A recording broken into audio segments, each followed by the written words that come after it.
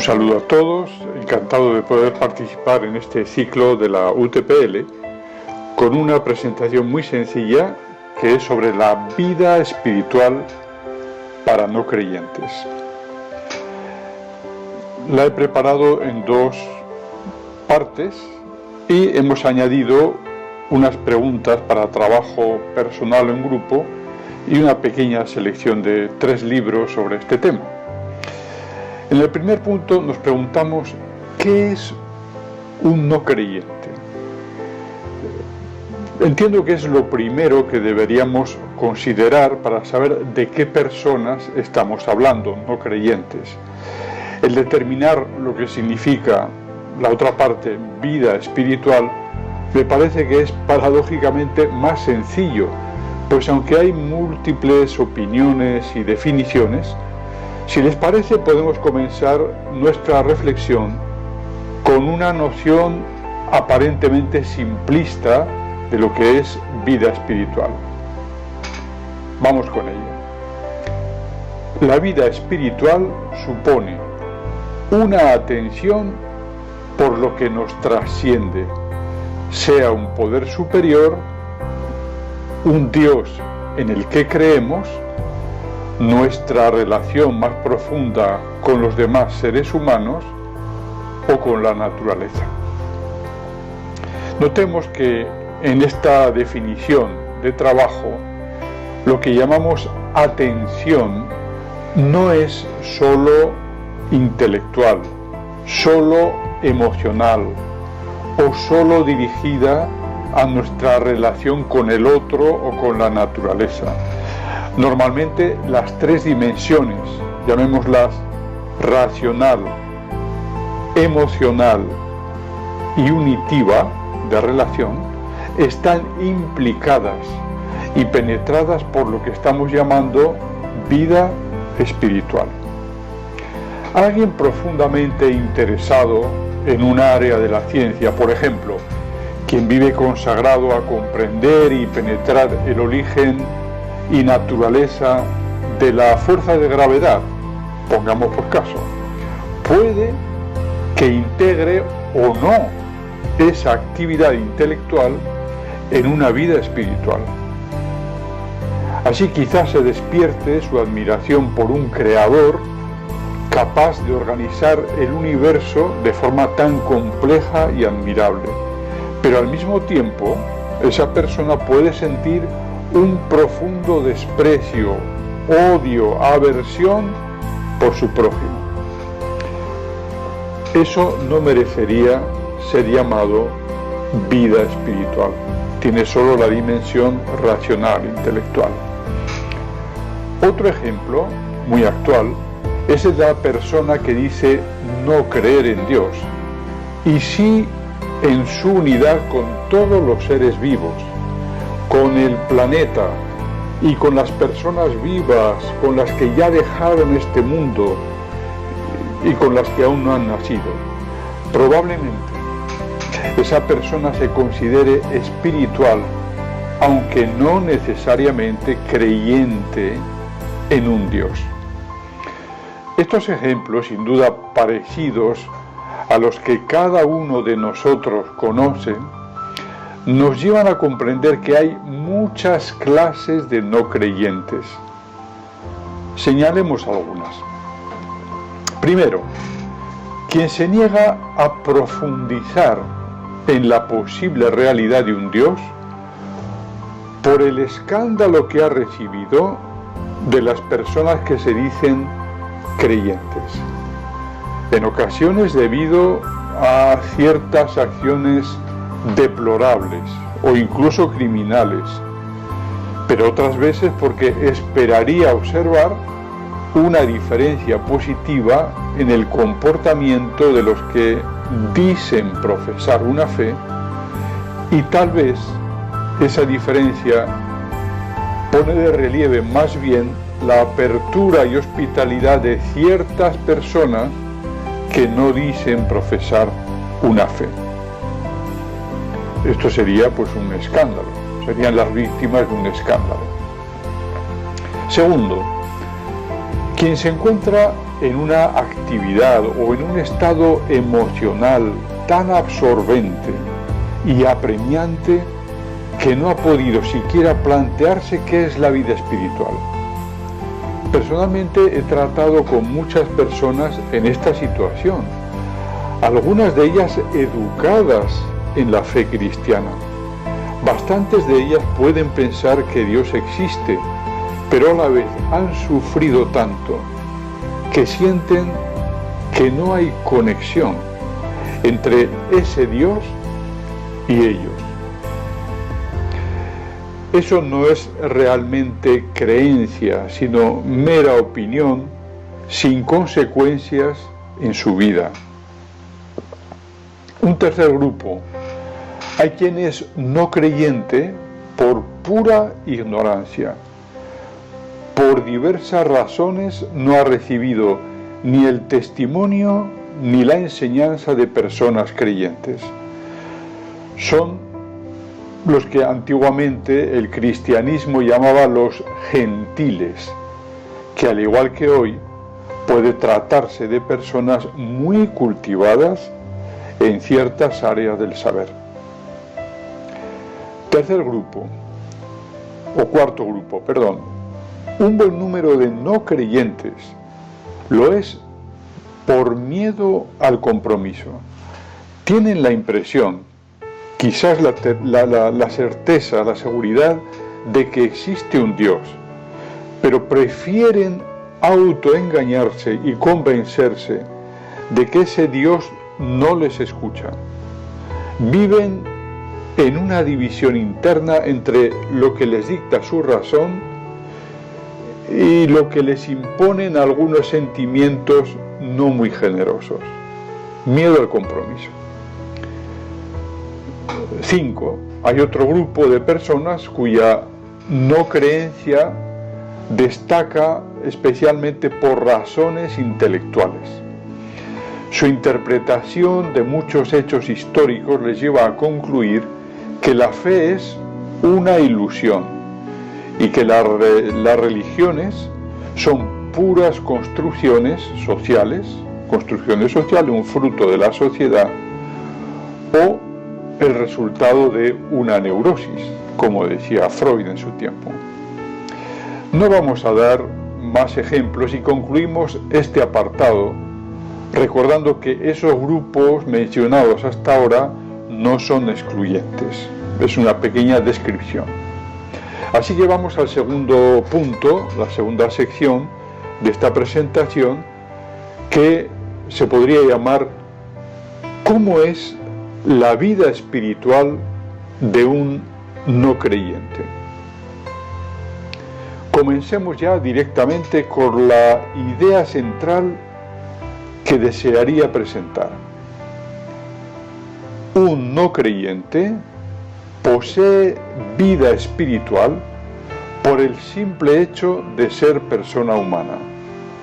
Y la experiencia más relevante de esa vida espiritual es que su compasión natural se ve continuamente empujada a crecer, a ser más plena.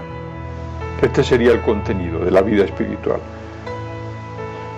La compasión natural de la persona se encuentra empujada, llevada a crecer y a ser más plena, a llenar más áreas de su vida.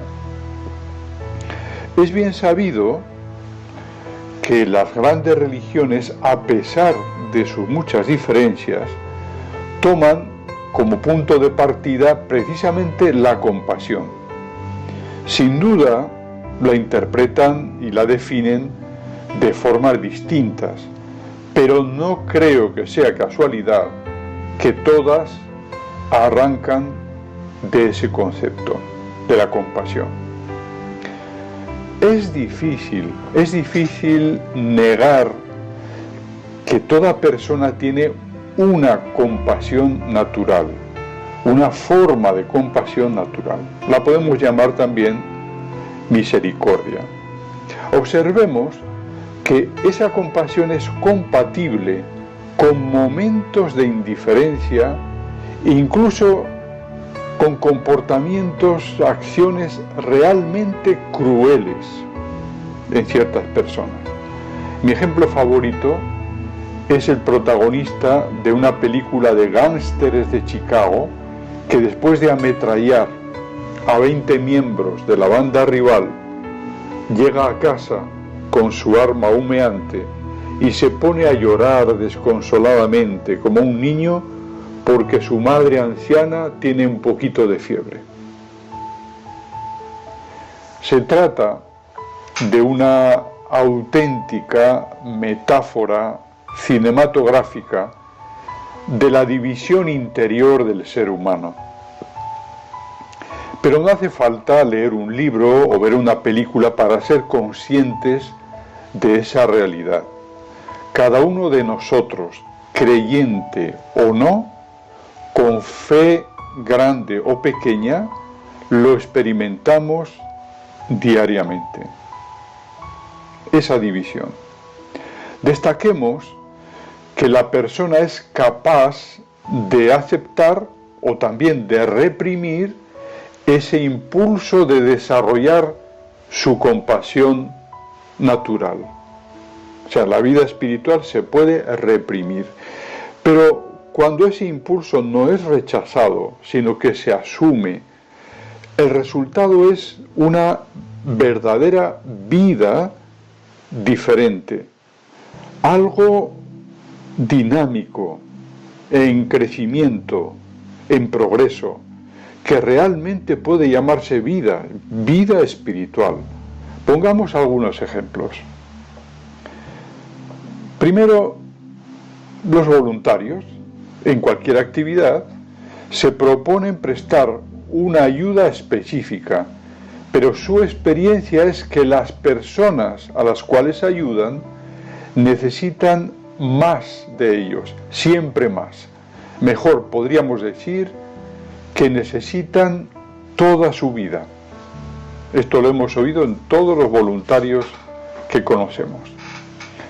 Otro ejemplo, algunos santos famosos de las diferentes religiones, habiendo sido previamente no creyentes, descubrieron a Dios y lo siguieron al ser testigos de la miseria y el dolor de sus semejantes.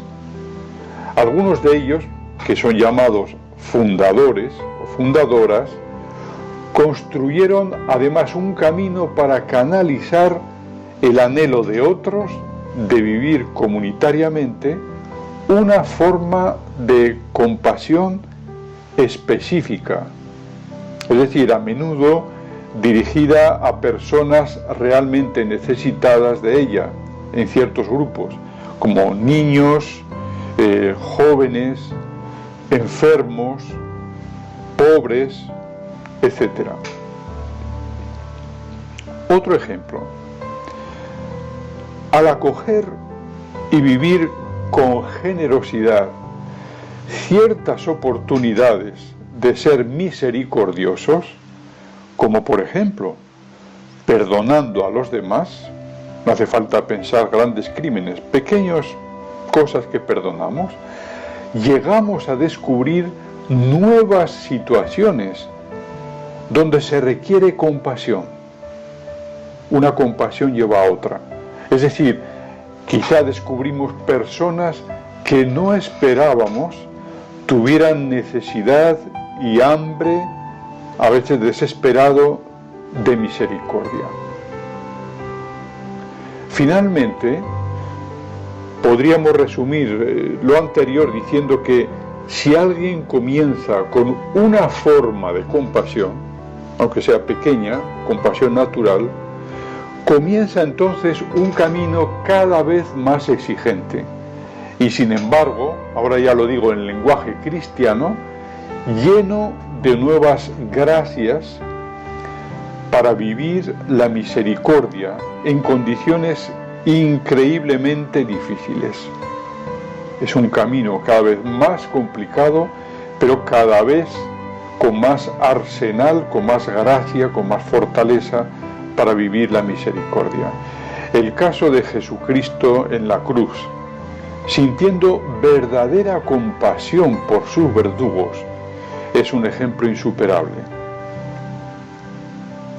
Cuando Jesús a nosotros nos pide amar a nuestros enemigos, muchas personas interpretan que nos está poniendo a prueba, poniéndonos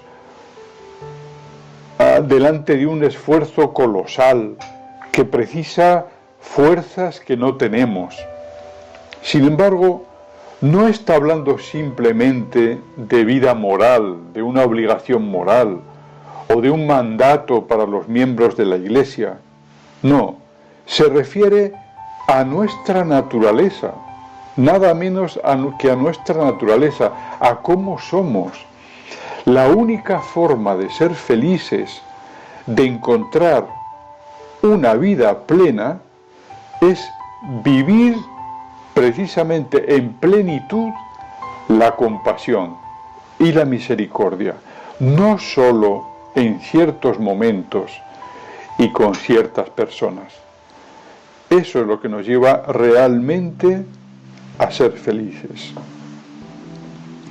Siguiendo con las enseñanzas de Cristo, recordemos cómo expresa con claridad los actos que son más valiosos en nuestra existencia, que se han llamado precisamente obras de misericordia. Aunque su número es ilimitado, describe unas pocas Jesucristo en el Evangelio de San Mateo, capítulo 25, versículos 34 al 40. En ese texto del Evangelio se afirma que los justos no son muy conscientes de las consecuencias del bien que hicieron, pues no imaginaban que hacían una obra de misericordia con el propio Cristo. Es algo que nos desborda. Fernando Rielo ha hecho un gran esfuerzo por explicar precisamente qué es la vida mística. Nos recuerda que Cristo corroboró la apertura del hombre al infinito, ya expresada antes en la ley mosaica. Recuerden lo que dice el Evangelio de Juan, capítulo 10, versículo 34. ¿No está escrito en vuestra ley, yo he dicho, dioses sois? Palabras de Yahvé. ¿No está escrito en vuestra ley, yo he dicho, yo Yahvé he dicho, dioses sois? Esto en términos teológicos lo podemos decir afirmando que la vida mística es la acción del Espíritu Santo en nuestra vida espiritual. Así queda cerrado el círculo. Vida espiritual y alguien, el Espíritu Santo, que trabaja en ella. Alguien en quien podemos creer. Un no creyente puede ir distinguiendo poco a poco, en esa hambre permanente de vivir la misericordia, la huella personal de Dios, no simplemente la fuerza de un instinto, es algo personal, con personalidad. Ese suele ser el camino. Primero, creer en lo que tenemos en las manos, lo que experimentamos, ese hambre de vivir la compasión. Y después, y solo entonces, cuando lo hemos vivido, descubrir que alguien con una intención muy definida nos lo ha dado. Nos ha dado esa fuerza, ese deseo de vivir la compasión. Bien, pues esto es todo. Vamos a poner entonces ahora algunos puntos para poder reflexionar sobre este tema. Bien, el primero. Al comienzo del segundo apartado dimos una definición de trabajo, una definición provisional de la vida espiritual. La pregunta es, ¿podrías enriquecerla con la experiencia personal y la que recuerdes de otros seres humanos? Enriquecer esta definición. Segunda pregunta. ¿De qué maneras es muchas veces reprimido, vamos a usar esta palabra, reprimido, ese anhelo de vivir una compasión cada vez más amplia, más permanente? Para responder, utilicemos la experiencia personal, sobre todo. ¿De qué manera reprimimos ese anhelo de vivir la compasión? Tercera pregunta.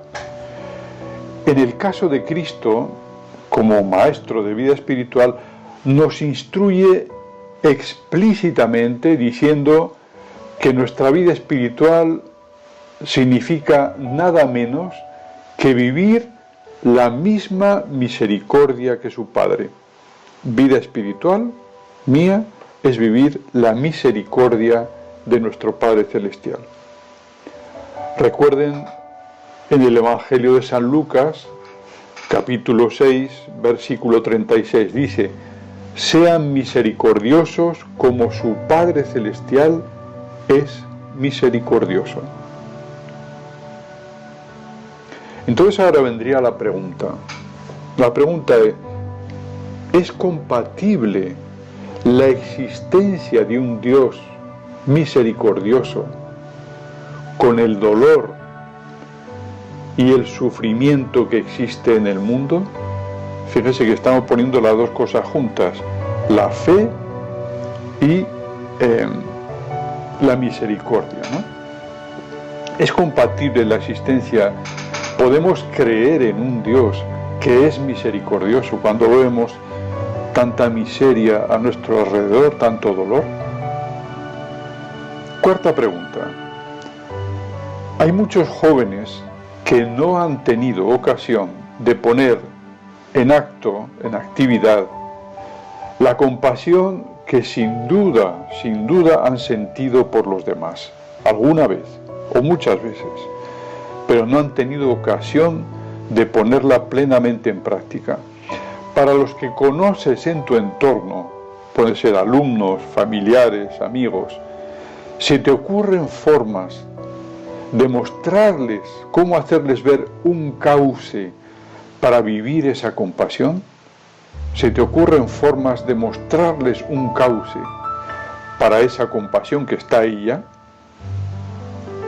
Y finalmente, la última pregunta, quinta pregunta: ¿qué características debe tener el amor para que digamos que es misericordioso, un amor misericordioso?